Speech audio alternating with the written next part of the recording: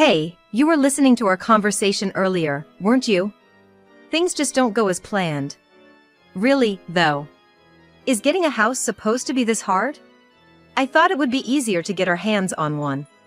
Hey, why don't you give us this house? You're gonna give it away anyway, right? Then it's better to get it sooner. If you don't give us this house, I'll just stretch my wings and wait here until I get it. A house isn't something you can just hand over.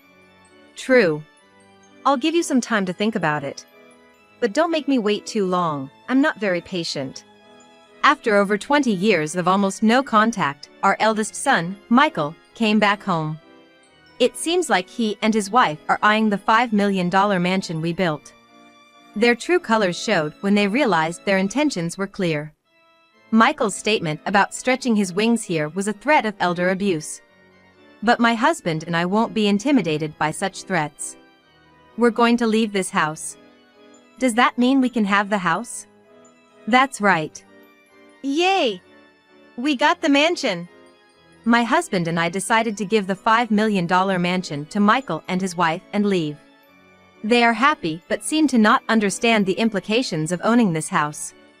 I'm Helen, 68 years old, already in retirement.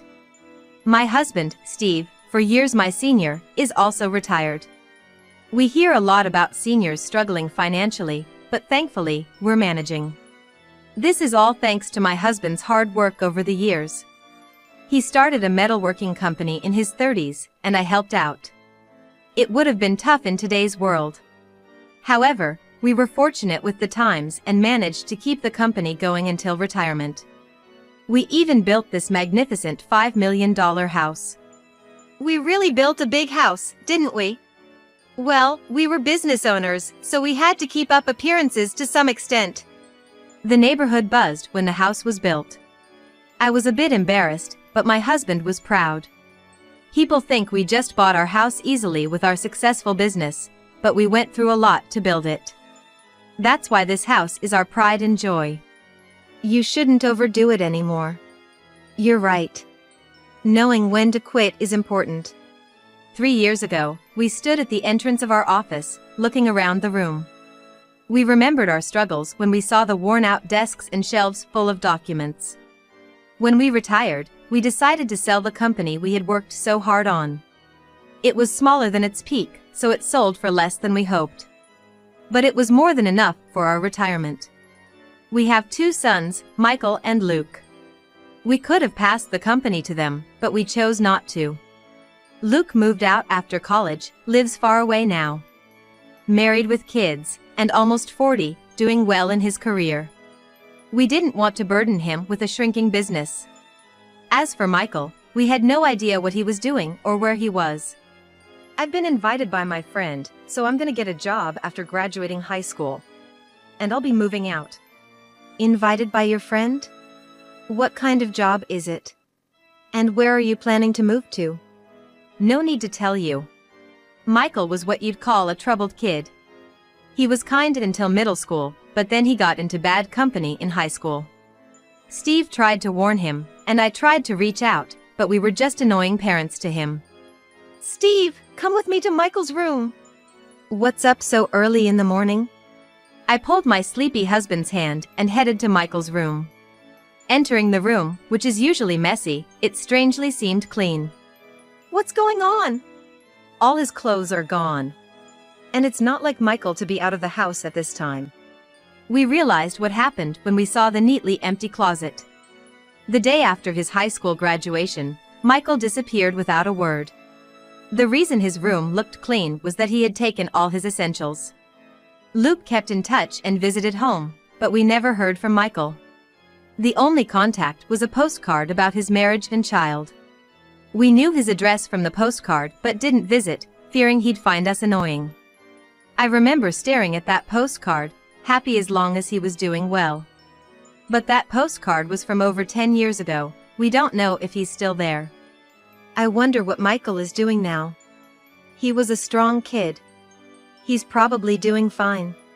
He's 40 now, married with kids. I doubt he's still causing trouble. Wow, he's 40 already. I hope he's doing all right. Steve mentioning Michael made me think of his childhood. We occasionally talk about Michael. No matter how troubled or out of touch, parents always worry about their children. But it's not just about worrying about our kids. We're in our late 60s to early 70s, and life isn't as easy as it used to be. Still, we don't want to burden our kids, so we plan to manage on our own as much as possible. Just when we thought that, we ended up causing trouble for our children. And this situation significantly changed our peaceful retirement life. Steve broke his leg while gardening and had to be hospitalized for 3 months. Already weakened with age, he couldn't walk as before after the fracture healed. Now, he's confined to a wheelchair. Sorry about this. You're handling work, childcare, and now taking care of me. I'm just causing trouble. It's true. But this will probably be the last time you'll have to trouble me like this. On the day of my husband's discharge from the hospital, I pushed his wheelchair out of the hospital, engaging in a conversation that might seem humorless to anyone listening. A few days later, our younger son Luke came to visit after hearing about Steve's discharge. He had visited several times during the hospital stay too. Despite me telling him it's okay not to come because he lives far away, Luke still visits, making me feel guilty yet happy at the same time. Dad, it's great you got discharged. Sorry for worrying you. I'll be fine now. You're not fine. You're gonna live in a wheelchair now, right? Mom's planning to take care of you. Isn't that like elderly care for the elderly? We'll use caregiving services, so it'll be okay. You both keep saying it's okay, but there are limits to what caregiving services can do. I've been saying this, why don't you live with us? My wife and kids are understanding. Even with Steve's new wheelchair-bound life, I insisted on living just the two of us. Luke showed frustration, understandably worried about us. But we didn't want to disrupt his life. Steve and I agreed, so we didn't need to discuss it further before responding to Luke's suggestion. We really don't want to be a burden on you and your family, Luke. I don't think of you as a burden at all. Even if you don't, we would still feel like we're imposing, right? But with Dad in a wheelchair now. It's okay. We decided to make our house wheelchair accessible, so living won't be a problem. We promise to rely on you if it becomes impossible for us to live alone. We'll call you then, okay? All right. Just promise you won't push yourselves too hard. Despite his dissatisfaction, Luke accepted our decision. Some might think we should just live with Luke since he's offering. But many seniors like us are reluctant to depend on their children. There's a strong impression that living together would be a burden to them. Half a year later, we were back to enjoying our quiet retirement life. We've made progress in making the house accessible for Steve's wheelchair use. Initially, I thought it would be challenging, but the accessibility modifications have made it feasible to assist Steve with the bathroom and bathing. Then one day, the doorbell rang, and suddenly our life became hectic. Yes, who is it? Mom, it's been a while. Michael? Hearing the name Michael, Steve's gaze shifted from the TV to me. Is it Michael? Has he come back? It seems so. Let me go check. I hurried as fast as my slow legs would take me to the front door. It's been a long time, Mom. You've changed quite a bit. So have you. Facing my eldest son Michael after 22 years, I wasn't sure how to act but managed a smile to match his. The woman and child standing next to Steve must be his wife and grandson. I recognized the woman from the photo on a postcard. The postcard announcing the birth of their child arrived 10 years ago. So the grandson must be about 10 years old. Nice to meet you, Helen. I apologize for the late introduction. Come on, Jason, say hello. Hi, Grandma. What a lively boy. I understand there have been various circumstances. Come in and tell us all about it. Feeling frustrated by my inability to move quickly, I laid out slippers at the entrance. But when I looked up after setting out the slippers, Michael and his family weren't looking inside the house, they were looking outside. Sorry, Mom. Before we come in, I want to move some things in. Gotta finish quickly so the movers aren't held up. What things? I struggled to stand up and looked outside. I had assumed Michael might stay for a few nights with a few large suitcases, but there was a large moving truck outside. You're living with Dad, right? There must be plenty of spare rooms. Let me take a look. Come on, Jason, follow me. Wait a minute! As I was stunned by the truck, Michael, with his son Jason, confidently walked into the house. My slow movements couldn't stop them. They moved down the hallway with brisk footsteps. Dad, it's been a while. I'll come and say hi properly later. After a while, I heard Michael's voice from the living room. It seemed he had encountered Steve, but had just breezed past him after a brief word. I wanted to ask Michael's wife about the situation, but she was busy talking with the movers. So, I went back to the living room to tell Steve what little I knew. What's going on? Michael and the kid went upstairs. I'm not sure yet. Michael has come back with his wife and grandson, and there's a truck outside. It looks like he's looking for spare rooms. What does that mean? Is he planning to live here? Maybe. I guess so. Watching the movers pass by the living room with furniture, Steve and I fell silent. After a while, having finished giving instructions to the movers, Michael's family finally came into the living room. Sorry for delaying the talk. We want to live here. Please, let us. Michael pleaded. The stuff was already being moved in. How could we possibly say no in this situation? At least a reasonable explanation was needed. Why come back suddenly without any contact for so long? Actually, after I left home, I was helping at my friend's restaurant, but it went under quickly. I couldn't come back home after leaving on my own, so I got a job. I got married and had a kid. But recently, that company went bankrupt. I didn't earn much as I only graduated high school, so I have no savings, and job hunting isn't going well. So, you've come back here because you're struggling to make a living? I know it's selfish. I understand I was wrong. But please, help us this one time. My wife and I will look for jobs, and as soon as we get back on our feet, we'll move out. Steve and I exchanged glances, unsure what to do. We had repeatedly refused to live with Luke, but should we live with Michael? If we refuse, Michael's family might end up homeless. And the stuff was already being moved in. Ah. Steve sighed heavily beside me. Having been married for years, I knew what his sigh meant. We'll let you stay until you get back on your feet. But you need to understand, your father is wheelchair-bound and requires caregiving. You'll have to help with that. Thank you. Despite almost no contact since he left after high school, allowing him to come back might seem too lenient. However, Michael seemed to be repenting his actions, and he came to us, pleading in front of his wife and child, for his family's sake. What matters is the future, not the past. Steve and I decided to let Michael's family stay, hoping for a better future. However, I felt a pang of guilt about Luke, who we had repeatedly refused to live with. The next day, I called Luke, feeling sorry, and told him about Michael moving in. So, Michael came back. Setting aside what he's done until now, if someone's with you and Dad, I'll feel relieved. But sneaky of him to move in his stuff first. Maybe I should have been more assertive like that, then I could have lived with you earlier. Sorry, Luke. You've always been so willing to live with us. It can't be helped, considering Michael's situation. Michael should have come back when his senior's place shut down, instead of staying away for over 20 years. He's stubborn in strange ways. What? He was working at his friend's place after leaving high school? Yes. Apparently, it was a bar. Despite running away, he was surprisingly close to home for a while. Hearing Luke's cheerful voice made me relieved. Michael had returned home, and Luke wasn't opposed to us living with Michael.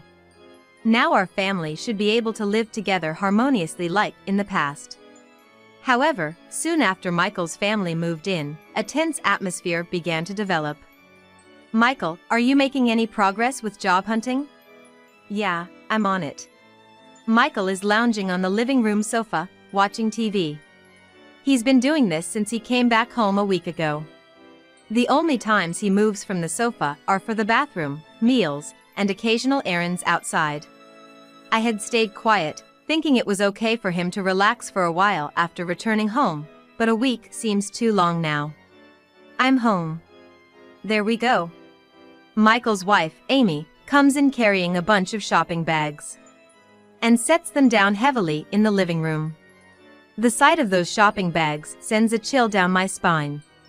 They're supposed to be short on money, which is why they came to our house, but Amy seems to be enjoying shopping. Amy, that's a lot of shopping. Are you sure about the money? I got it from my husband. Michael, where did you get that money? Huh? Borrowed it from Mom's purse. I'll pay it back later. You took it from my purse? Come on, don't make it sound so bad. I said I'll return it. Michael acts as if he's done nothing wrong, not even looking my way as he continues watching TV. And Amy seems to be spending money knowingly it's ours. Feeling like there's a thief in our own home, I let out a heavy sigh. Suddenly, a loud crash shatters the peace as a window breaks.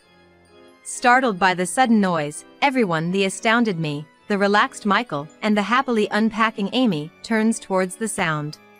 In the midst of the broken glass lies a baseball.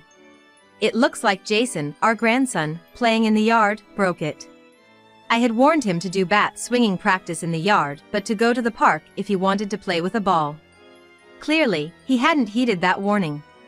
Realizing he's in trouble, Jason slowly walks into the living room, eyes cast down. Already on edge due to the theft incident, I couldn't help but scold him. Didn't I tell you not to use balls in the yard? My scolding makes Jason start crying, though he tries to hold back his tears. I felt bad for scaring him with my loud voice, but he needed to be scolded for breaking the rule and the window. Someone could have been hurt by the broken glass. But Michael and his wife, Amy, seemed to think differently. Hey! Yelling like that all of a sudden, what were you thinking? Shouldn't you first check if Jason is hurt? Scolding him immediately for doing something wrong, what era's parenting is that? With Steve in another room, I had no allies in the living room and ended up being the villain. Jason, I'm sorry for yelling at you so suddenly. That was wrong of me. Glared at by a teary-eyed Jason, I felt guilty and ended up apologizing. Unable to meet his eyes, I looked at the broken window instead. Since Michael and Amy have no money, I doubt they plan to compensate for the window. The more I thought about it, the more stressed I became, so I stopped thinking for a while. It's been just over a week since Michael's family moved in, and I'm already in shambles. At that time, I should have immediately consulted with my younger son, Luke, but I hesitated. Since Michael had just moved in, I felt it was wrong to ask for help so abruptly. Moreover, I was concerned that reaching out to Luke might lead to a conflict with Michael. That's why I was reluctant to seek Luke's help. However, this was a mistake. A few days later, I left home early for an errand and returned in the evening. I felt something was off as I entered the house, so I quietly walked in without announcing my arrival. I sensed a different atmosphere, although nothing specific seemed wrong. As I neared the living room, I heard Michael and Amy's voices. I felt relieved, realizing my unease was just a misunderstanding. However, the conversation I overheard was disturbing. Your dad seems healthier than I thought. Yeah, I came back because I heard he collapsed, but it was just an injury, not an illness. Damn, someone gave us the wrong info. I can't do caregiving. There's no way I can get that close to such an old man. I don't want to either. But we agreed it's better to show our faces while they're still alive if we want to inherit this house. If we show up only after they're gone and then ask to move out, we might clash with the brother, remember? I know, but it'll be trouble if they live too long. Oh, I wish they'd just disappear soon. Hearing this devilish conversation, I felt a chill run through my body. Michael and Amy must have returned to inherit our house, hearing that Steve had collapsed. I had a bad feeling after hearing their conversation. They had stated caregiving was too much for them. So, how had Steve been all day while I was gone? I hurried to Steve's room. Steve! Oh, you're back. Can you change my adult diaper? Have you been in this room all day? Did you eat breakfast and lunch? No. Michael kept sending me back here. Told me not to come out. It seemed Michael and Amy, finding caregiving troublesome, had ignored Steve's needs, probably thinking if he didn't come out, he didn't need food or toilet help. I was at a loss whether to cry or be angry, confused by their callousness. Ah, you heard our conversation. I heard a devilish voice behind me and turned around in shock. There stood Michael and his wife, Amy, looking down on us with disdain. In my rush to check on Steve, it seems they noticed I was back by the sound of my hurried footsteps. Really, things just don't go as planned. Right. Who knew it'd be this hard to inherit a house? I thought it'd be easier to get our hands on it. Michael and Amy, having been caught discussing their true intentions, brazenly revealed their true colors. They seemed ready to change their strategy to something even more sinister. Hey, why don't you just give us this house? You're going to give it to Michael anyway, right? So, it's better if we get it sooner. If you don't give us this house, we'll just stretch our wings and wait here until we get it. I was terrified by Michael's threat, gripping Steve's hand tightly. It was a threat to make us suffer if we didn't hand over the house. In just over a week of living with Michael's family, my money had been stolen, and Steve had been neglected all day. This was financial and caregiving neglect, abuse against the elderly. The mere thought of elder abuse escalating filled me with fear. Holding Steve's hand tighter, I felt a deep sense of anxiety. A house isn't something you can just hand over. That's right. Give me a little time to think about it.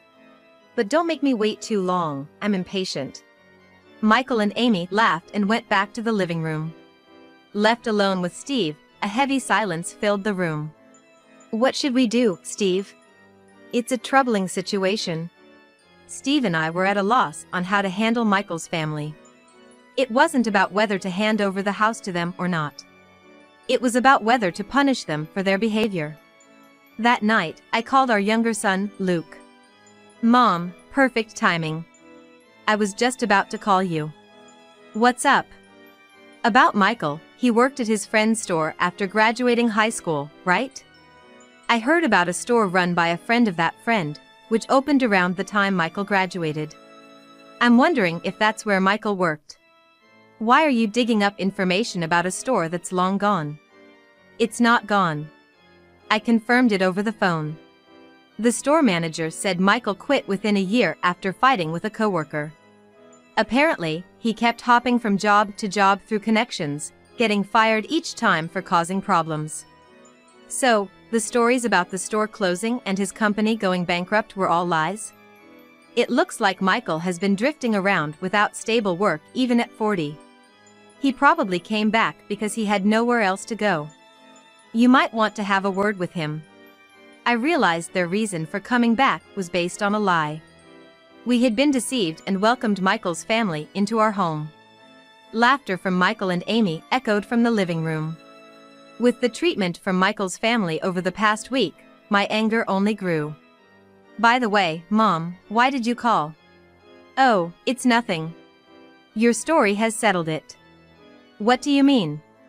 I had intended to consult Luke about whether to punish Michael, but realizing it was all a lie from the start, I made up my mind. I told Luke about the events of the past week and asked for his help. Then, with a fury as if he was about to leap through the phone, our younger son Luke burst into anger. That's terrible. Threatening you to hand over the house. Don't worry about punishing Michael. I have another favor to ask. Oh, feel free to say anything. After hanging up, I turned to Steve with determination in my eyes. And he returned the same gaze. Deciding to act quickly, we started making plans the next day. Michael, Steve, and I are going to leave this house. Does that mean we can have the house? Yes, that's what it means. Yay! We got the mansion! Michael and Amy rejoiced, not really listening to me. Are you listening? We'll handle the paperwork, okay? I'll leave that to you. I'll just give you the documents to sign, so make sure you fill them out properly. And we are going to stay at Luke's place, so we'll be here until our move is arranged. Please do. But leave as soon as you can. Seeing Michael and his wife Amy looking so happy was unpleasant. They don't seem to understand what it means to own a house, having always been irresponsible. It's rather ironic. A month later, we're staying at our younger son Luke's house. This was what I had asked him for over the phone. He and his wife and children had kindly welcomed us, being supportive of living together from the start. It's very comfortable here, unlike with Michael's family. However, Luke's house isn't modified for accessibility, so Steve seems to be facing some inconveniences. But our stay here is temporary, so I hope he can bear with it a little longer. And I expect Michael to call in a panic soon. Just as I thought, a few days later, Michael called. What's this about? I was expecting your call. About that payment, please take care of it. I knew why he was calling without him having to say. Therefore, when I answered the phone and heard the panic in Michael's first words, I couldn't help but laugh. Why do we have to pay for the accessibility renovation costs? You're getting the house, so it's only right that you pay for those expenses. Michael's panicked call was about the costs of making our house wheelchair accessible. 3 years ago, when Steve started living in a wheelchair, we made our home accessible. We remodeled the bathroom and toilet, eliminated steps throughout the house, installed sliding doors, and added a lift to the stairs, spending lavishly on these modifications. These modifications, which cost over $200,000, had enabled me to care for Steve. Including the payments over the past 3 years, we were still just below the $200,000 mark. Changing the name on a mortgage isn't easy. However, there are exceptions for situations like divorce or death. We managed to change it, citing our aging as the reason. I heard you guys sold your company and have money. Why are you still paying off the loan? We used to run a business, right? It's kind of a habit to feel anxious without money on hand. We're old, and you never know when you might need money. Michael and Amy are almost penniless, so they obviously can't pay nearly $200,000. So, Michael came to an obvious conclusion. Then we'll just sell the house. If we turn it into cash, we can pay off the loan and still have money left. No problem at all. That might be difficult. Why? It's a big house. Well, there's a loan for the renovations, so you can't sell it just like that, right? Maybe a voluntary sale. But who would want a house so extensively modified for accessibility?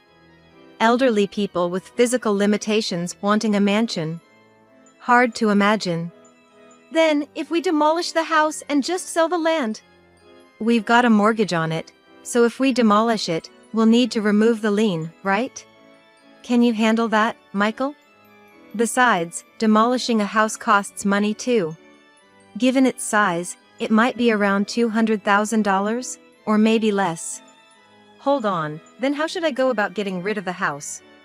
I don't know, Michael. We just gave the house to you because you wanted it. I don't know anything about what happens next.